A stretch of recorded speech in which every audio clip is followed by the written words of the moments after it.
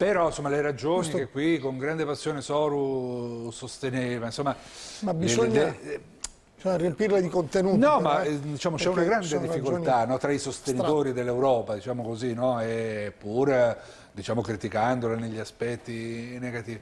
Fanno una fatica enorme rispetto agli euroscettici o addirittura agli ostili all'Europa, all'euro, no? Come se loro avessero una prateria davanti per poter accusare l'Europa di tutte le nefandezze, e mentre io annovero lei, immagino, anche tra quelli che invece hanno un atteggiamento positivo, fate una fatica tremenda. Atteggiamento positivo verso l'Europa, ma un'Europa diversa. A noi questa Europa non piace, per essere chiari.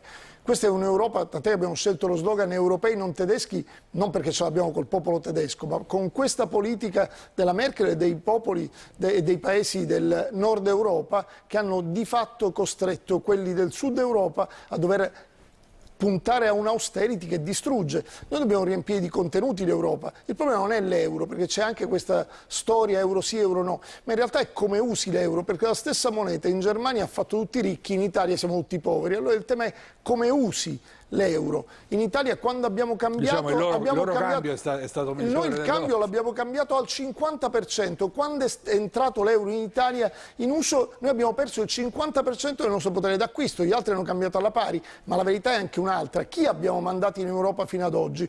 L'Europa veniva sempre considerato il cimitero degli elefanti, se ricordate, i trombati della politica, quelli che non ce l'hanno fatta andavano tutti in Europa. Gli altri paesi furbi hanno mandato persone valide, soggetti in grado di prendere le risorse all'Europa, portarle nel loro paese dove non c'era corruzione come in Italia e li hanno spesi opportunamente. A occhio e croce questa tornata come le sembra? A livello ma io mi auguro la qualità cimitero di elefanti ma in parte non mi pare o cimitero degli elefanti o improvvisazione totale, perché anche le liste che porta avanti Grillo non è improvvisando che porti in Europa nuove risorse, nuove personalità. Questo è il tema vero, e poi bisogna riempirle di contenuti, perché io sentivo l'intervento passione per l'Europa, ma cosa ne dobbiamo fare di questa Europa? Ecco, noi in Europa vogliamo andare lì per contare di più, lo abbiamo già fatto in questa legislatura facendo delle battaglie significative contro il no agli OGM, perché sapete in Europa sono passati gli OGM, si possono oggi coltivare anche nei parchi naturali,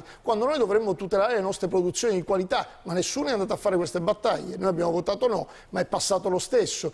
E allora in Europa noi dobbiamo avere il contratto collettivo di lavoro europeo per fare in modo che i lavoratori italiani abbiano gli stessi diritti dei lavoratori europei. Il costo della vita in Germania è più basso che in Italia.